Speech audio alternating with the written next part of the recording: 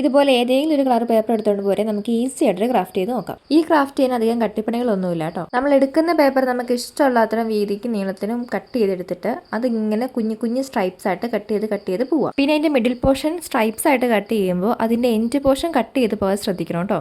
അത് കഴിഞ്ഞാൽ ഇങ്ങനെ കുറച്ച് ഗ്ലൂ തേച്ചിട്ട് നമുക്ക് അതിൻ്റെ രണ്ട് എൻഡ് തമ്മിൽ ഇങ്ങനെ ഒന്ന് കൂട്ടി ഒട്ടിച്ച് കൊടുക്കാം. ഇനിയിപ്പോൾ ഈ ഒരു സ്റ്റെപ്പ് ചിലർക്ക് ലാസ്റ്റ് സ്റ്റെപ്പ് ആയിരിക്കും, ചിലർക്ക് ഇത് സെക്കൻഡ് ലാസ്റ്റ് സ്റ്റെപ്പ് ആയിരിക്കും. അങ്ങനെ പറയാൻ കാരണം ഈ ഒരു സംഗതി ചുരുട്ടി വന്ന് ലാസ്റ്റ് ഫെവിക്കോളൊക്കെ തേച്ച് ഒട്ടിച്ച് കഴിയുമ്പോൾ ഇങ്ങനെ ഒരു ലുക്ക് കിട്ടും. ഇനിയിപ്പോൾ ഇതിന് വേണ്ടി ഒരു കട്ടിപ്പണി എടുക്കാൻ പറ്റില്ല എന്ന് തോന്നുന്നവർക്ക് വേണ്ടിയിട്ടാണ് ഇത് ലാസ്റ്റ് സ്റ്റെപ്പ് ആണെന്ന് പറയാനുള്ള റീസൺ. ഇടയിലൊക്കെ കിടക്കുന്ന മഗ്ഗോ ഇല്ലെങ്കിൽ ആവശ്യമില്ലാത്ത അടുക്കളയിരിക്കുന്ന കപ്പൊക്കെ എടുത്ത് ഇങ്ങനെ ജസ്റ്റ് ഒന്ന് ഫില്ലിങ്സ് ഒക്കെ കൊടുത്ത് അതിൻ്റെ മുകളിലേക്ക് ഒരു ഫെവിക്കോൾ വെച്ച് ഈ ഒരു സംഭവം ഒട്ടിച്ച് കൊടുത്തു കഴിഞ്ഞാൽ ഇതൊരു ഡസ്റ്റ് ഡെക്കറായിട്ട് യൂസ് ചെയ്യാം.